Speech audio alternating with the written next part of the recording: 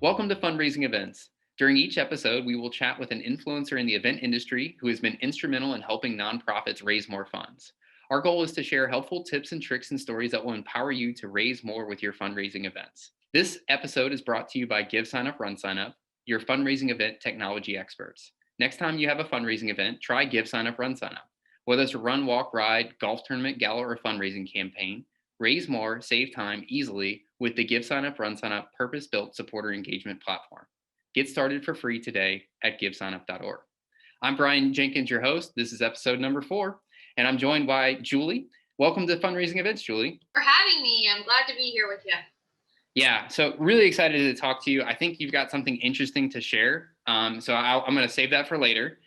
But maybe you could tell us a little bit about yourself and how you got into this. Sure. I am Associate Director of Special Events for the Archdiocese of Galveston, Houston. I have been doing fundraising events for about 12 years now, and I've been here for 4 years. So I am thrilled to be helping raise money for the Catholic schools in our Archdiocese and for other programs that we have throughout Galveston, Houston. Yes, when you guys are doing your fundraising event, is it a scholarship program, or is that like when the funds you guys raise from your primary event? What do you guys use those for? So each school, as you know, our event is Steps for Students, which is a 5K run walk, and it benefits all of the 56 schools in the Archdiocese of Galveston, Houston. So each school is a team in itself.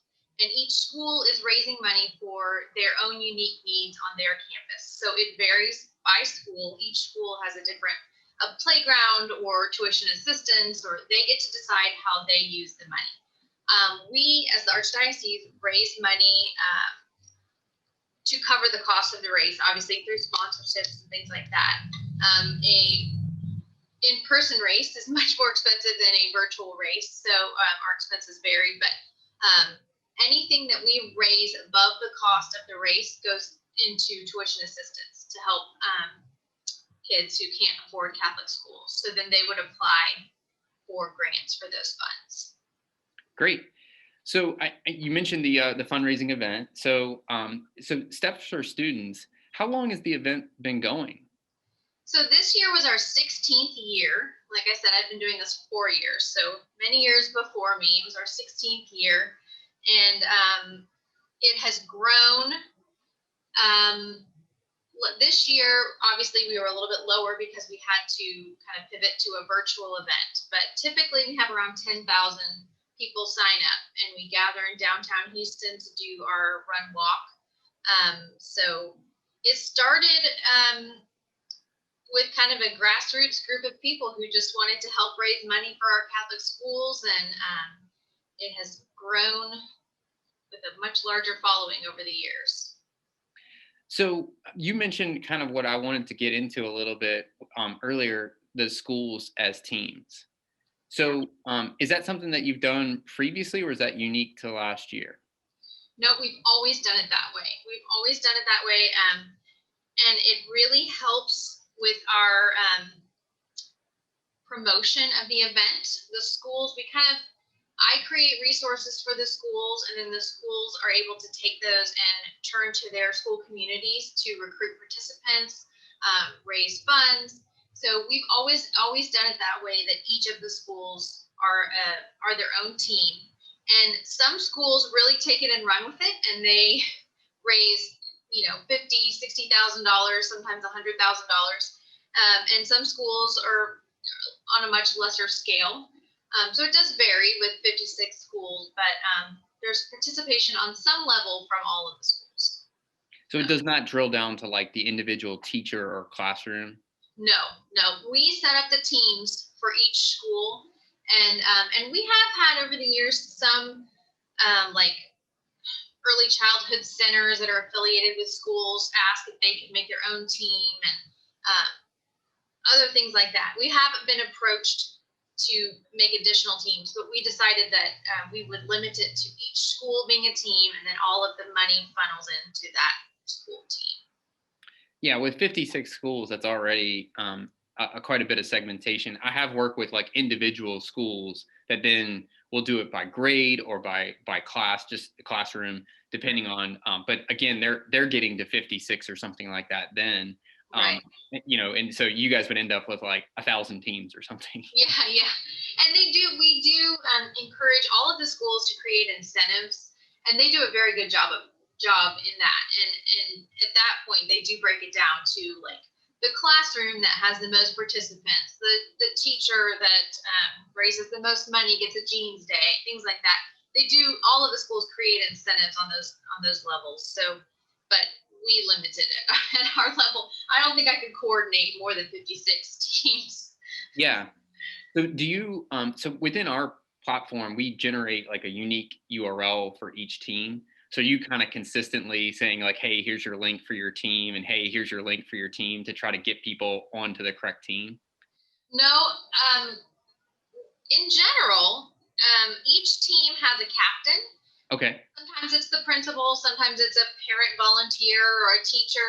And so that captain has access to their fundraising page. So I try as much as possible to turn over responsibility of that page and sharing the URL, things like that, managing the URL to have that captain be responsible for that. So Okay. they do a pretty good job. I mean, obviously they come to me with questions, but I try to let them be in charge. Okay. Yeah, no, that makes sense. With 56 schools, you need to delegate a little bit Yeah. because there's a lot of questions coming to you already. Yes. Yes. So we know teams to be a very effective tool for marketing. So is that your primary driver for marketing, or what other tools are you using to help spread the word about your event? Um, it's interesting that you bring this up. We added a question on our registration form this year saying, how did you hear about us? Because over the years, we've tried a number of things to promote the event. We've had billboards throughout the city. We've done Facebook ads. Instagram. We started an Instagram account this year. We've tried different things. We've done radio promotion. We've done all sorts of things. And when it came back to it, when we looked at the answers to that question this year, I think it was like 95% of people heard about the event from their school. So we kind of found that really all of our best efforts really came back to the school, and they were the primary source of bringing our participants to the event. So So that's interesting. And so now knowing that, how much so are you going to invest more in resources for schools? Like, yeah, we definitely will. I can say definitely we will spend less on billboards and things yeah, like that. And we do put money into resources for the schools. I think we definitely will continue to work on that. I communicate with the team captain weekly. I send them an email with like, here's kind of almost a newsletter of sorts, just sort of these are kind of hot topics that are things you need to look out for this week, promotional ideas that they can share with the students. And so I do my best to communicate with them in that way. And then I use the marketing tools on Run Sign Up to send emails to our registrants. You have this many days to get the discount, or we did flash sales this year, which was a great tool, especially for our virtual event. So we tried a lot of different things, but we will definitely focus most of our efforts on communications with the school, marketing with the schools. yeah. I mean, and so my daughter is 6, and so I'm very familiar with the amount of communications that schools provide now. Yeah. And truly, as a parent, it can be a little overwhelming because you've got the schoolwork, but then you've got the overall school communications. So do you use like actual physical paper to get that any communication to the parents? No, we print for the schools. We print physical postcards. We print posters that they can put up in their classrooms. We give them banners, and they distribute them as they see fit. So some schools do send them home in the folders with the families, with the kids. Some schools just put them out in the front desk and make them available as people come in the office. They get to choose how they want to use them. And then we have the PDF versions that they can download and they can print if they want or email it. I found most of the schools email out those resources to help promote the event. So I really don't print too many physical papers to share. Yeah.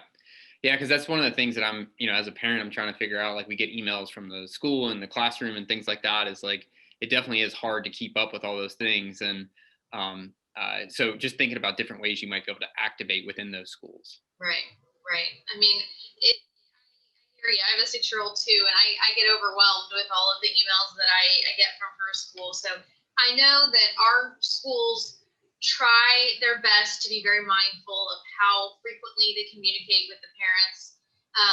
What we encourage them at the start of the year and throughout the year is to create a calendar, because Steps for Students is the largest event in our archdiocese, but it is not the only event that we have going on. And they have their own campus events. And so we encourage them to create a calendar and to make sure that they share that with the parents so that they're aware of what's going on through the year. And during this time, we're going to really focus on Steps for Students, and you should expect more communications about the event. And so I think that helps not overwhelm the parents too much. That's good. But being around for 16 years, most of our families, they know that this is coming each year. So well, that's good. Yeah, and I also think it's a good idea that the schools have joined together for a single fundraiser, because I think your ability to fundraise and raise sponsors together is stronger as a group versus the individual schools. If they were all doing their own Step for Students for each school, I think the one cohesive one works better. Yeah, and it's the cost. I mean, the archdiocese takes on the cost of running the event. I mean, I think the cost of each one of them trying to do something like this on their own would just be unmanageable. So, they do work on their own to get their own sponsors as well for their own. They do some of their own marketing items, like they'll make their own school T-shirt to wear, even though we provide a T-shirt. So they are creative in those ways, and they'll work to raise money for those things that they want to have. But it is nice that we can work together as a larger team. Yeah. So this year, with the event being virtual, I saw that you had a race in the box. So how'd you come up with that idea? I would love to take credit for that, but I cannot take credit for that. That was the idea of Soraya Culp, who is our race director that I contract with, and our timer, Richard Luttrell.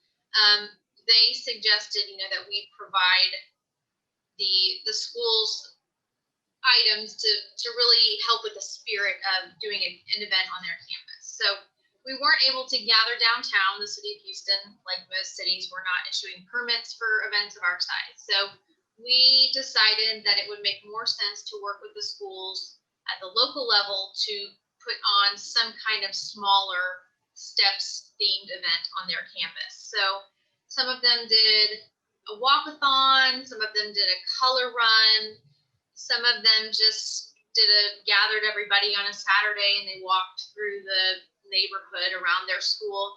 And we provided them this race in the box, and it had items like banners, it had wristbands, it had tattoos, balloons, confetti, cannons, all kinds of things so that they could put on an event with, still Steps branded on their campus. And I think overall we got really, really good feedback about that. I mean, when you go to the schools and say, I'm sorry, we're not gonna be able to do this downtown. I know you're used to us putting it on, but now you're gonna have to do it. I think the initial thought was, oh goodness, like I can't, right. I don't want to do this.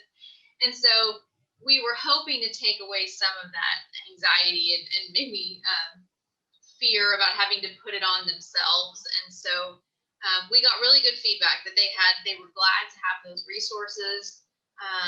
to use at their event. And I got some really fun pictures of the kids, and I think everybody enjoyed it. So what was the feedback from sponsors? Obviously they love hitting this target demographic, right?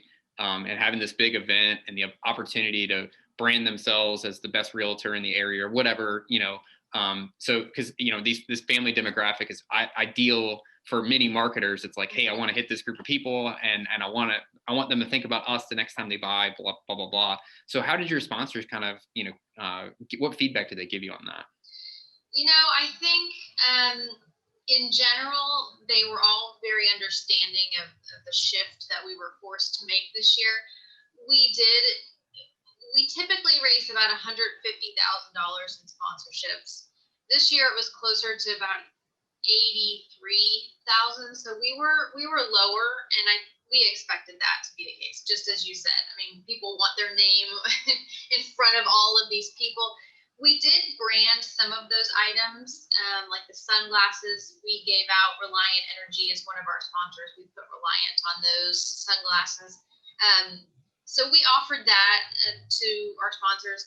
These people, many have been giving for years and years, and they were generous enough to commit to the event, knowing that we were doing a virtual event anyway. So I think they were all, the feedback I got was they understood our need to be creative, and they would support in however they could, and some couldn't, and some really did step up. So we were grateful for that. Yeah, that's great. Earlier, you mentioned working with Soraya Culp and Richard Luttrell. So they're your contract race director and timer, as if it was a normal every year event, and your event is very large. I mean, normally with 10,000 people, you're going to need more than one set of hands working here, right? Oh yeah. So what was your thought, and what did they help you with? Because I think we haven't really let people know, like, how many people did you get this year for your virtual event? We got 6,500 people. So Yeah, that's a lot. yeah, I mean, I we kept hearing, and Richard kept pointing out, in the world of virtual races, you should be thrilled with this turnout, and we really were very happy with it. So, but it was a team effort for sure. I relied very heavily on them. Obviously, when we have an in-person event, they are very involved, and this year was a little bit different, but they helped in a lot of ways. Richard really is my main contact with Run Sign Up, so he handled all of the platform kind of creation questions that I had. He was the main point of contact for all of that this year, and he has been in the past, but that is a huge help for me, because a lot of my time is spent answering questions about, I've done this registration wrong, or I can't find this thing on the platform, and so he is a great help in that way. Soraya, obviously she does a lot with the coordination of the in-person event. This year, she helped a lot with our mailing our packets. So we have never offered that before, but this year we had to offer that we could mail their packets. And so she sort of took that on. We had to coordinate stuffing the packets, working with volunteers to get that together, and then mailing that portion. Another thing that we do that may be different than other races is that we give the people the option to have their race packet sent to the school. So most of them go directly to the school. So we have to coordinate with volunteers. We spent a whole Saturday this year working with volunteers, following all COVID protocols, which was tricky. But we stuff boxes for the schools that have all the medals, the T-shirts, the rosters, all those, and then we have the schools come to pick them up so they can distribute them to their team members. So that's a big effort in itself, and Soraya helps quite a bit with that piece of the puzzle. Yeah, I think that was a really wise choice, and because now that you've done it, you recognize like how big a job it was, and how much just absolute perfect coordination has to be done, and how organized everything needs to be in order for it to work. Yeah. Oh, and we find every year that we can improve. Every year we come up with ways like, oh, if we only done this just a little bit differently. But this year, being that no one really knew what we were dealing with, what we could or could not do, we were really happy with how it turned out, how well we were able to keep things organized and get the schools what they needed and all of the participants. So I was really grateful to them for their help with that. Yeah. So, what are your thoughts of, are you going to continue to offer a virtual option next year, as well as hopefully the in-person event? Yes, we are. And another thing that's kind of unique about our event, I believe, is that we have for many, many years now offered it's called Hit Snooze for students. So Hmm. one thing we found is that while a good number of people, obviously 10,000-ish people, want to come downtown with their friends from school and gather and see the mascots and all of this, a lot of people just want to pay for the registration but not come downtown. They want to sleep in. And so we have offered that for many years, and that gets a good response. So that's sort of like a virtual event. Yes. Those people don't get, though, or haven't in the past, they don't get all of the benefits of participating in the race. So this year we offered a race medal. They didn't get that. So somehow for next year, we are going to continue offering a virtual option, but it will have to be somewhere in the middle, or we haven't quite figured out how to manage that, because we're going to keep Hit Snooze for those people, and then we'll continue with a virtual option. They'll probably get more of the benefits of a runner without coming downtown. So we'll have to see how that works out.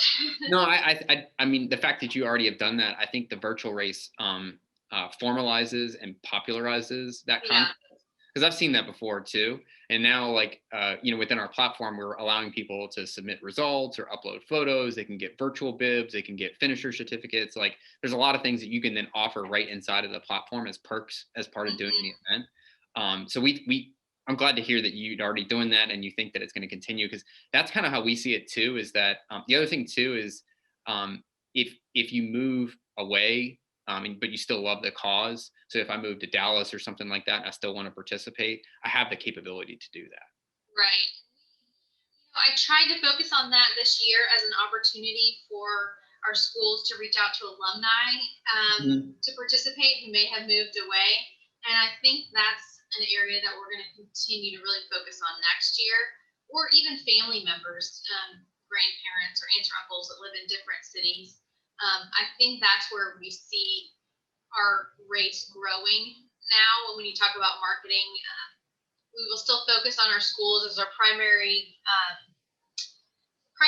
means of promotion, but I think we have a whole untapped resource now with virtual events and the family members and the alumni that are outside of the city who could still participate. I agree. So now we're getting to the end of the podcast. I like to call it the teardown. So you've worked the event before. No one likes working cleanup. Oh, no. No.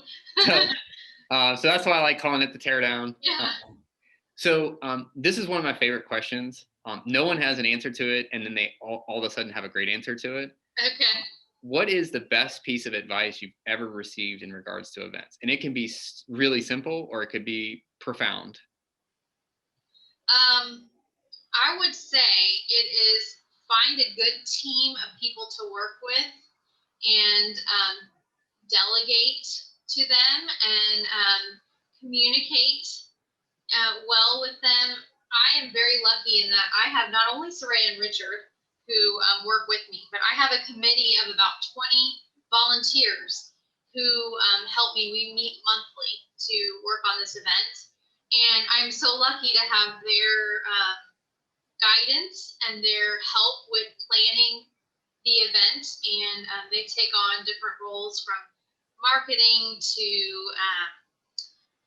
working with our volunteers and whatnot. So I would say the best advice is to find a quality group of people, be it volunteers or people that you work with, that you pay to work with, and listen to them and communicate with them, and that will be a huge help. Yeah. So I think that's a good one, is build a team, delegate to the team, and trust the team. Yes, that's right. That's right. So this one is this one's real easy. What is the funniest thing you have seen at an event? Oh goodness, the funniest thing, man. And I can help you if you end up needing help. I have to say, when you're talking about the context of an event, oftentimes those event days are such a blur that it's hard to pinpoint one funny moment, because you're running from place to place, talking to 50 different people at one time. We have at our event, we are lucky to have the school mascots, and we often have the Houston Texans football team mascot that comes down, the Dynamo. Sometimes we'll have their mascot come. So it's pretty funny to see those mascots out there at the start of the race, and they will lead everybody in like the warm up, stretches and stuff like that. Yeah. It's pretty funny to see that before the start of a race. But I mean, there's been a lot of things over the years. That's a good one. I seeing the bull leading the stretches. That'd be fun. It's pretty funny. So this is the last one. Okay. What is your favorite event to attend? It can be a concert, it can be a festival, it can be whatever. Whatever your favorite thing is. Oh man, I love concerts. I really love concerts. My husband and I love to go to concerts, and we have really missed that this year. We keep talking about when everyone is vaccinated and we can get back out into normal life, what concerts we're going to go to. And we have quite a long list, because we had some that were lined up before this that we had to cancel. So we're really looking forward to that. I'm excited to get back to that. What's your favorite concert? Gotta pick one. Oh gosh, we went to Billy Joel right before right before everything happened, and we were that was a pretty good one. That was hard to beat for sure. Well, that's good. Well, the event interview is over. Okay. And I want to thank you so much for joining us, Julie, and sharing, steps for students. I think what you're doing with teams, I think other people should do more of it. It's a really old style of marketing, but clearly 95% of people get it. So I want to thank you so much for joining us. I'll also link in the description of this the case study that Julie participated in, which provides some additional stats and details as well. And hopefully this has been a great resource for everyone. Thank you for joining. Thank you for having me. Glad to be here.